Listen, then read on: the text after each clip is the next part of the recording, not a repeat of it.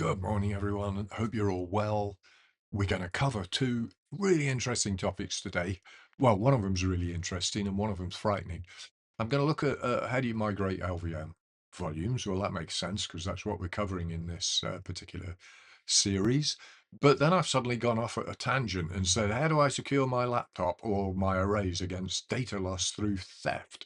The reason I suddenly decided to throw this in here was because when I was like getting ready to show you how to migrate arrays, it made me realize anybody could come in this office, steal my 5 disk array with the incredible valuable information on it, secret information, and get access to all my data just like that. And there's no real mechanism within LVM to protect against that. I will actually later talk to you about how you can actually say this array belongs to this server, but it's so easy to get around that.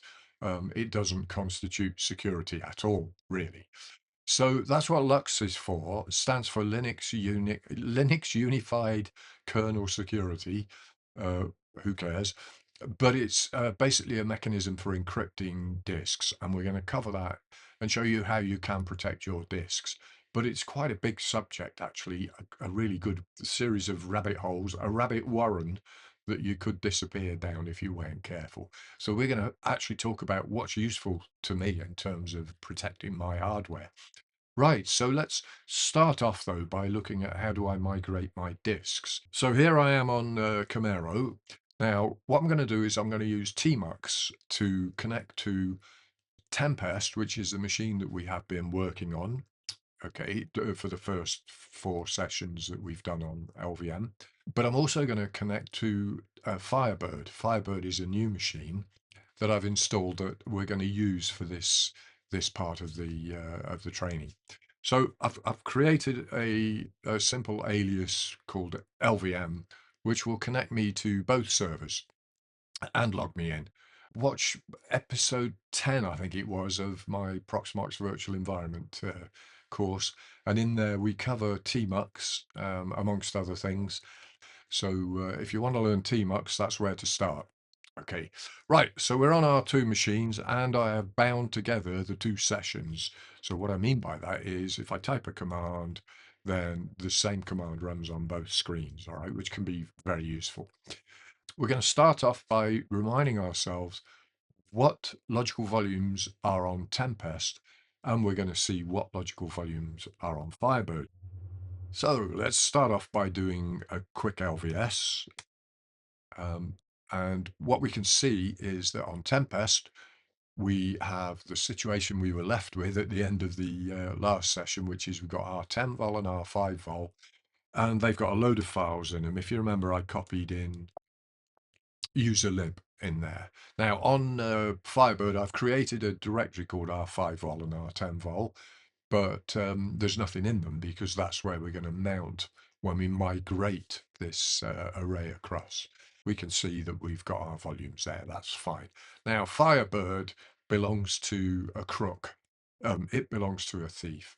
And he comes into my office, pinches my 5 disk array, and then, and I will pause the video while I get up and do this, then he plugs in my 5 disk array. So I'm going to unplug it. Oh, in fact, let's do a demerge -W. So we follow what's happening to the server. Let's actually clear the screen just by hitting enter. Okay. So -W is wait, in other words, follow. So I'm now going to switch across the array from Tempest to Firebird. Let's see what happens. I either need to become taller, lower my shelf here, or move these servers.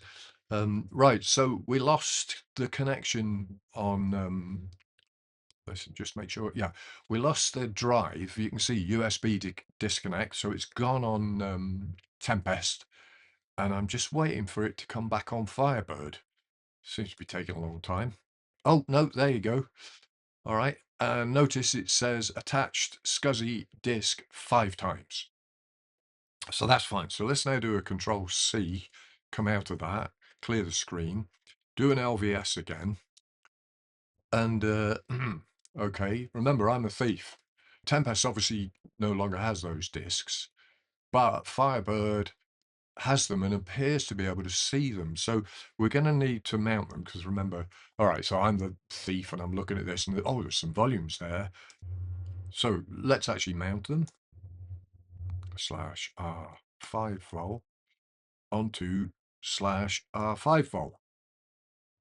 Obviously, because I've got the two sessions connected, Tempest is complaining about commands that don't make a lot of sense to it at the moment. So actually, I'm going to zoom in on Firebird, Control B, Z, and now I'm only working on Firebird at the moment. So if we CD, well, there's no need to CD there really, but let's CD into our 5 volt. Let's do an LS. Ah, right, okay, there's all my secret documents that the thief now has access to.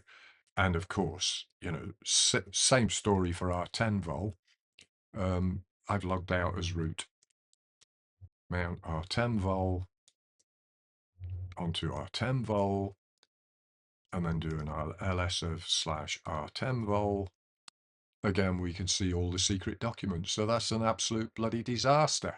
Okay, it shows you that we have no security effectively. Fair enough. Now, interestingly enough, if we look at Firebird, if we do that, if we do an LVS again, you will notice, in fact, you won't. If we do an LSBLK, particularly minus capital F, you will, oh God, yeah, of course, there's all the volumes. So if we do an LSBLK of slash dev slash SDA3, okay, right, thank you. You'll notice that this actually has got talking about crypto and some weird stuff going on here. DM underscore crypt hyphen 0. What's that all about? Well, what I've done is when you do an Ubuntu installation, one of the options is encrypt your drive. By encrypting the root volume, what does that give us? Well, if somebody finds or steals this laptop or this server, then okay, they've got my hardware, but they cannot take the disks out, put them in another machine and get access to my data. So they can't get access to my private keys, etc., etc. So that's cool. So let me actually demonstrate this. If on Firebird we reboot,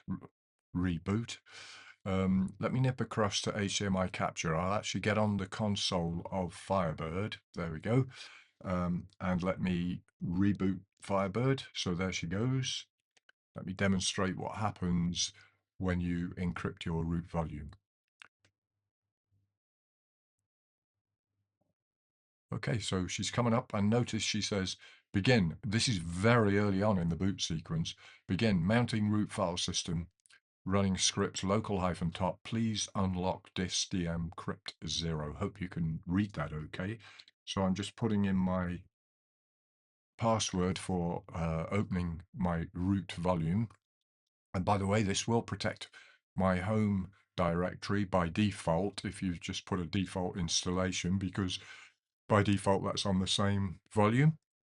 If it isn't, then we'll protect it using Lux later on. And there we go. We're in now. Oh, go on then, I'll just log in to prove it. And so, assuming I put the right password in. An amazing gotcha. I forgot to tell you about this. Well, I was going to tell you later. Okay, I can't log in as root. Now, that doesn't matter because I can log in as John. But what if we had a problem and we were put into maintenance mode? Then this is what you need to do. I'm going to switch back to a terminal. Let me now go to Firebird. What you have to do is give root a password, which he does not have by default. Okay, now be careful when you change the password of root, having su'd or sudo'd into root. If you just type password, you'll change your password, not root's. So you actually have to put password root. And I've now updated the password. We'll go back to my console login. This is through HDMI port with a keyboard connected directly to the machine. And that raises another interesting point. So let's see if we can log in now. And of course we can, because we gave root a password. You can only log in as root unless you change settings via the console. and the console is the physically connected keyboard and mouse to, or keyboard, yeah, keyboard and mouse and screen. That's what I was thinking of, to the server or whatever. The biggest problem with this, of course, is that you need a console connection to be able to put that password in. Now, any decent setup in a server room remote, so the servers I work on are over 100 miles from where I live. Um, Occasionally, I do have to get in the car and go, but the point is, I have access to I have the equivalent of a KVM over network, so I can actually get console access to different servers. Um, but you do need that because you can only put that password in down at that level. So there you go. That was exciting. We have now on Firebird protected it. We can't take its disk. Well, we can take its disk out, but we can't read its data because it's encrypted with strong encryption. Right, back to the topic in hand, Lux encryption. It's a kernel level module. That means it's efficient. It works at block level. Okay, so it's application unaware. And by the way, applications are unaware of it. So you say, I want to read or write a block. It encrypts or decrypts that block as necessary. It doesn't know anything about what you're up to. It just deals with the data that you're trying to send to a device. Bear in mind that data is encrypted at rest. That's the whole point of this. It's really to protect data if a device is stolen or lost, and that's its main job in life. So during normal use, data is available to anyone who has access to that server and has the correct Linux permissions. So a hacker who gets on at root can see your data. The encryption doesn't help against that. It uses a large random master key, typically 256 bits. The key itself is encrypted, and that's encrypted with a passphrase, and you can have up to 32 passphrases, which is really good because it means you could have a number of system administrators. 32 seems a lot, but they can all have different passphrases. And if one of those people forgets their passphrase, then as long as not all of them have not forgotten their passphrases, then they can create you a new passphrase, and it's not a problem. If you're a single user, then you can have a couple of passphrases, and hopefully you'll remember one of them. Make sure they're strong, of course. Okay. Think of Lux as a box in which you put the stuff you normally do. It's usually referred to as a container.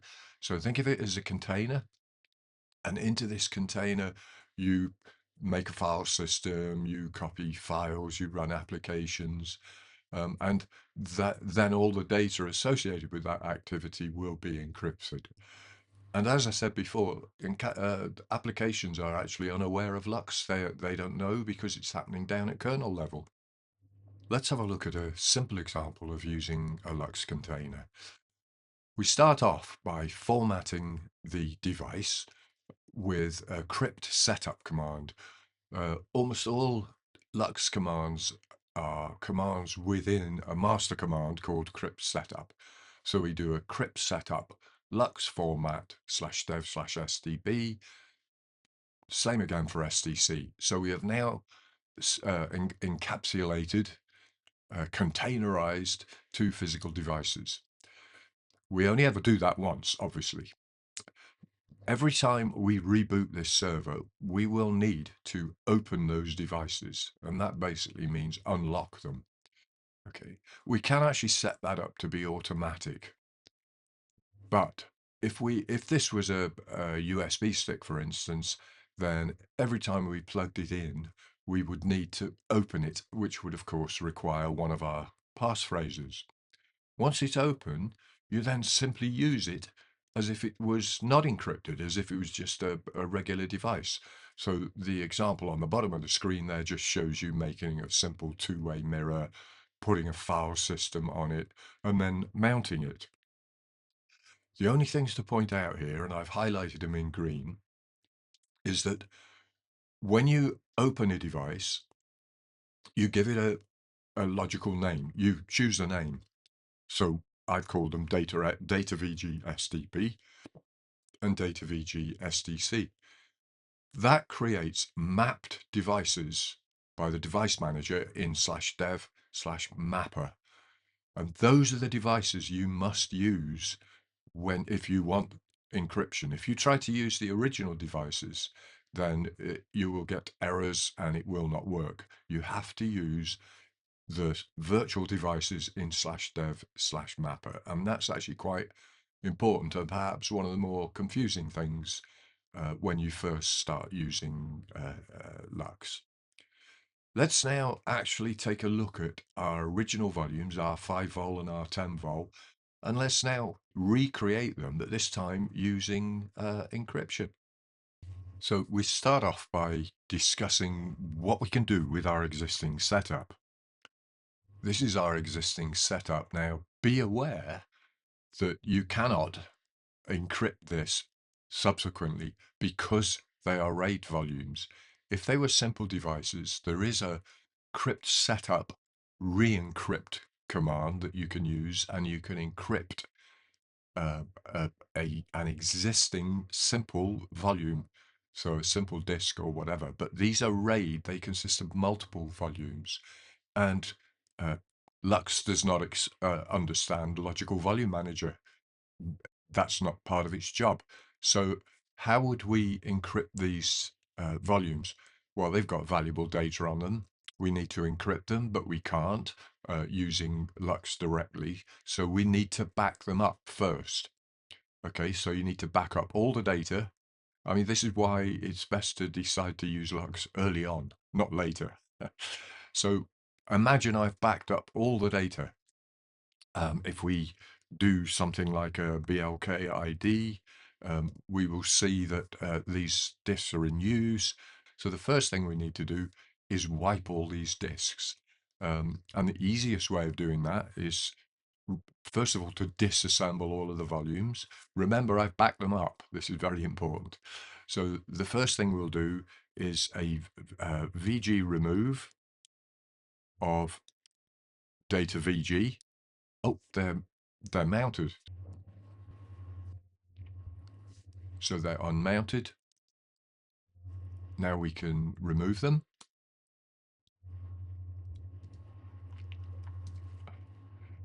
Now if we do an LVS, we have only our Ubuntu logical volume. If we do a VGS, we only have the Ubuntu volume group. Let me clear the screen for clarity. We can see that they are still showing up as LV2 members, and that's because they have been encapsulated to be used by Logical Volume Manager. So we need to remove them from Logical Volume Manager control. So we do a PV remove, and now they've been removed. And when we do an LSBLK, then they show up as being plain disks. Be aware, if you've been experimenting with Lux, then Lux creates a special header at the end of the disk, which doesn't get removed by WipeFS under normal circumstances. So when you start to try and do things, you get lots of error messages, and it's difficult to move forward. What I've found is if you do a WipeFS, for some reason, if you do a -- force, it does.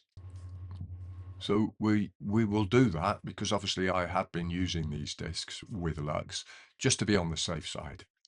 And in fact, it found something on /dev/SDF. Not quite sure why only SDF, but anyway, that has now been erased. So now we know our disks are in a virgin state and that we can continue with our exercise.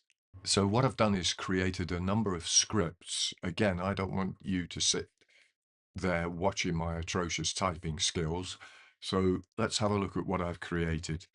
I've got a script called create_crypt.sh, which actually sets it up so that when we reboot, we are prompted for a password. Later on, we're going to look at actually making that automatic. I also created a script called encrypt.sh, and encrypt does what it says on the tin.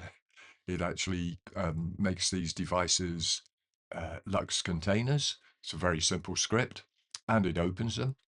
And then I finally have a modified copy of our original script called muck-R5 and muck-R10, which actually remake our volumes. And then once we'd done that, we'd be able to copy our backups back into those volumes, and then we'd be good to go. Let's start off by looking at our encrypt script. As you can see, it's extremely simple, so I'll leave it on the screen for a few seconds just so you can make a note of it. But basically, I've got two for loops. So the first one goes through setting the variable disk to SDB, then SDC, then SDE, then SDF. And each iteration of the loop, it echoes formatting, which disk it's formatting, and it runs crypt setup lux format /dev/ whatever's in the variable disk. We will be prompted for a password on every single one of those. So we will put in our passphrase. And by the way, use the same passphrase for reasons I'll explain later. And the next loop runs the same loop, but this time it opens them rather than formats them. And we will be prompted for a password for each of those devices. And that will have created our Lux containers. So let's start off by running the encrypt script first and get our devices under Lux control. So the first iteration of the loop, formatting SDB, will overwrite that and destroy it. So crypt setup always asks you to type in yes in capital letters to make sure you take responsibility for destroying all the data on this device. It then asks us for a passphrase. Now I'm going to enter a simple passphrase. What it's done is created headers. It hasn't encrypted anything yet. It's just created headers that contain all of the information required to use these devices. Now, don't forget your passphrase. So we're now doing SDC. So we type in yes again, and we put in the passphrase. Use the same passphrase. The reason I say this, if you use the same passphrase for every disk, which is going to be part of a logical volume, then when you reboot this server and it prompts you for a password, if you haven't set up automatic opening of this device, then you can just type it in once.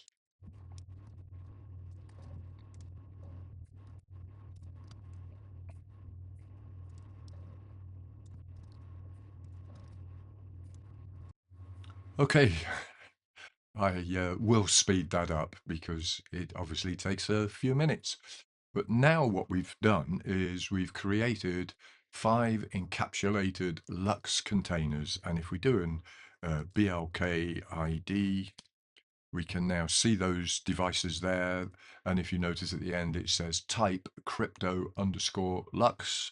If we do an ls BLK -F, then we can see again, they're all encapsulated as Lux devices. So we're ready to go. Let me clear the screen. So having put our 5 disks under Lux control, they are now encapsulated. We want to recreate our R5 and our RR10 volumes.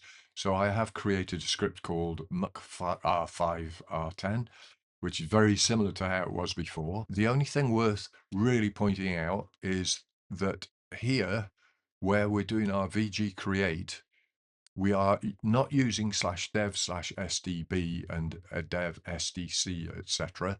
We're using dev mapper and then the name that we gave to our volumes when we opened them. And we gave the name decrypt underscore SDB, SDC, SDD. So that's what we must use here to get encryption. The rest of it is exactly the same. So we're simply doing an LV create to create the 2 volumes. Then I've got a for loop that is simply putting a file system on them, making a directory by the name of the volume, then mounting that new volume onto that directory, and then it's going to /usr/lib, and it's going to copy in, I think it was 1.6 gigabytes of data. I put a few hundred megabytes in the comment, but it was a lot more than that. And that's the CPIO I've got here that's doing the copying. You can pause the video and study that. And if you've got any comments or questions about that simple script, then please put them in the comments. Let's now run it, and it'll take probably 5 minutes because of the copying into user lib. So I will fast forward it.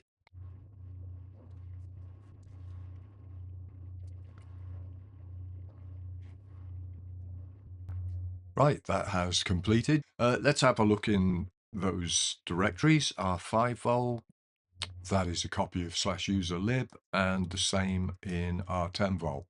Got it right that time. The same in our 10 vol. We can see that a copy of slash user lib is in there. The next thing we need to do is actually set this up so that when we reboot, it actually tries to automatically mount these, and we will see what happens then.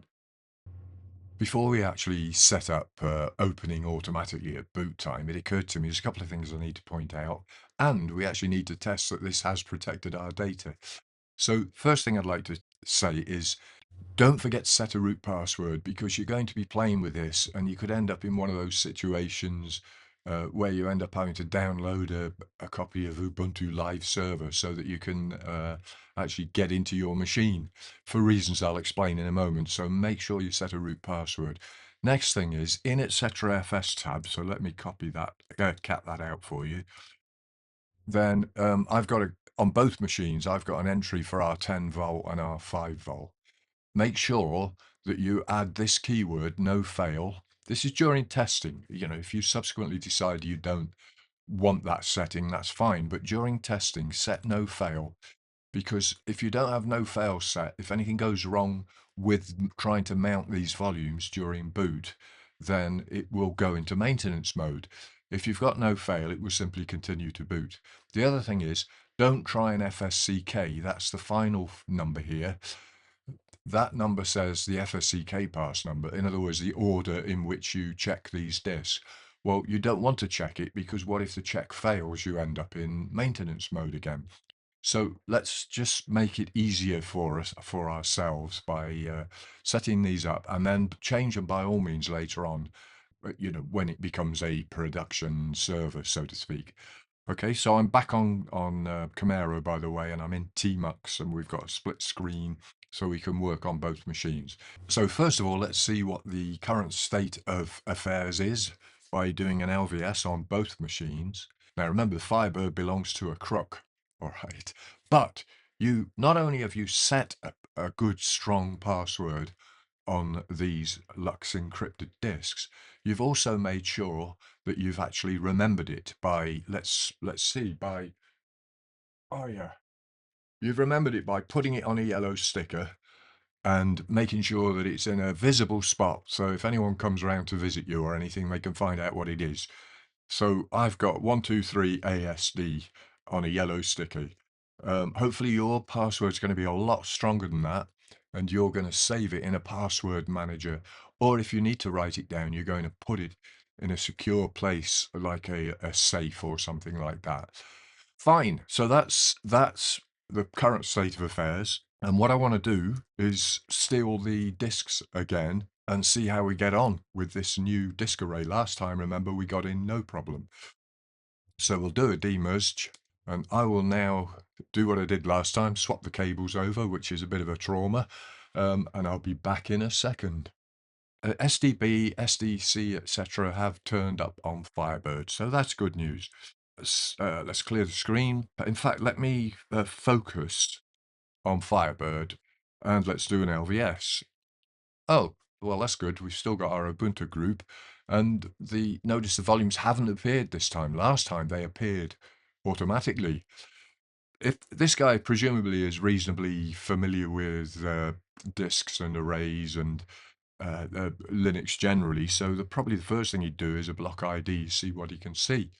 And he has a look here, and he sees that SDB, they're not in alphabetical order, but he sees that the disks that he's stolen are all cryptoed Lux disks, at which point he's pretty sad, because he knows it, unless he knows the passphrase, he's not going to be able to break into those.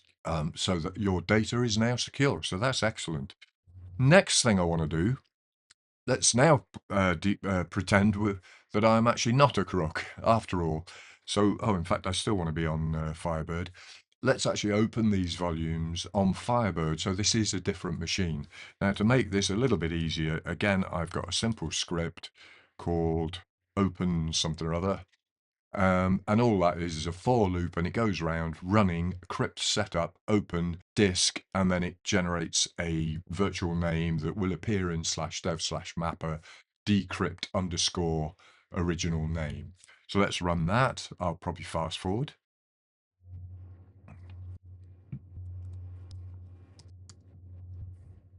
Okay, now if we do an LVS, we can see that our 10 volt and our 5 volt have appeared. Let's clear the screen. And if we do, well, actually, if we do a mount -a, because they're in FS tab, and if we now do a DF -h, at the bottom of the screen, we should see /r10 volt and /r5 volt. So that's good news. That means that we've been able to migrate these disks, but we've been able to do it in a secure way. So the next thing we need to do, I'm going to set it up so that when we boot, we get prompted for the password for these disks. To achieve this basically involves two steps. Now, the first step is to edit or check /etc/fs tab. So let's do that and make sure that we have an entry in there to mount the mapper device, which we almost certainly will have if we've already made this entry. If we haven't yet made this entry, then we need to. So let's just bring that up a little bit so you can see it. So make sure that you have dev mapper data vg r10 vol or whatever in there, because you want that to trigger the kernel while we're booting to actually check something else. So it'll see a mapper device and then go and look in a file called /etc/crypt tab to find out what to do. So that's the first file sorted. The second file we need to modify is etc crypt tab. And if we look at that, in etc crypt tab, you basically have four fields, I beg your pardon. The first field is what I've been calling the logical name. I'm not sure if there's a more technically correct name for that, but it's the logical name that you've assigned, or you will assign at this point, to the device that we're going to open. And the device we're going to open, we're going to use the UUID. So if I go BLK, then it actually shows me the block ID of /dev/sdb.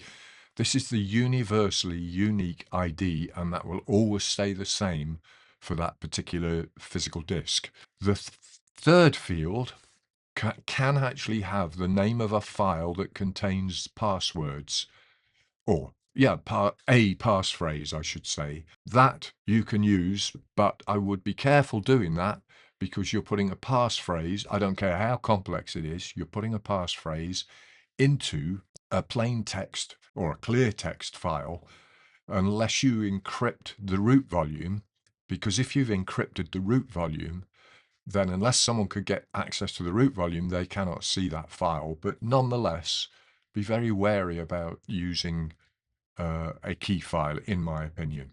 But if you put none, then it will prompt you at boot time. And remember what I said about using the same passphrase for all of the physical disks in a given volume group. And then the final field, which is set to LUKS, is because this crypt tab can actually support more than just LUKS encryption protocol. If you do a man on crypt tab, then it explains, actually surprisingly clearly for a manual page, all of the fields, what they could be, etc., etc. And so for the fourth field, it does actually explain what different types of ciphers can be used in different crypt formats. So you can look at that, but we're interested in LUKS. And basically, that's all you need to do. Okay, well, to test this, we're now going to reboot. And to do that, I need to get on the HDMI console. So let's just check this one's on Firebird, and it is. So let's now reboot. I'll do that over here. And we are now rebooting Firebird. Now remember, Firebird root disk or root volume is encrypted. Right, so early on it asks us for our password to decrypt the root volume. and assuming I put that in correctly, now notice it's asking us for a passphrase for SDC as it happens. Hopefully I typed that in correctly. If you didn't, it will keep prompting you. But notice it only asked us for SDC. So as long as you've used the same passphrase, basically it should work. So we're now up. So let's go back to a more comfortable environment. Okay, so Firebird has rebooted and we're now into an SSH session on Firebird. So let's see what we can see. When we do an LVS, we can now see R10 vol and R5 vol, which that in itself didn't happen before because we had to open them. And if we do a DF of /R5 5 vol and R10 vol, then we see that they're mounted and they auto-mounted automatically at boot time, which is good. And basically that's it.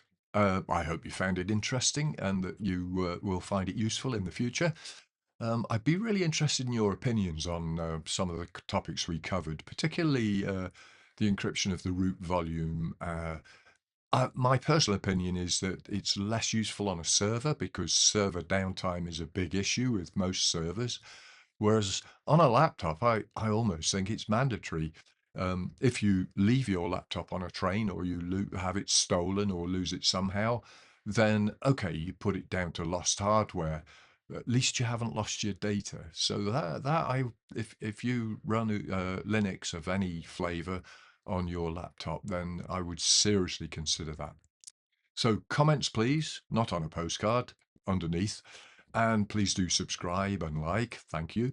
And I look forward to seeing you on the next video when I've thought up the next subject, although we haven't quite finished LVM yet, actually. Okay, see you all later. Bye.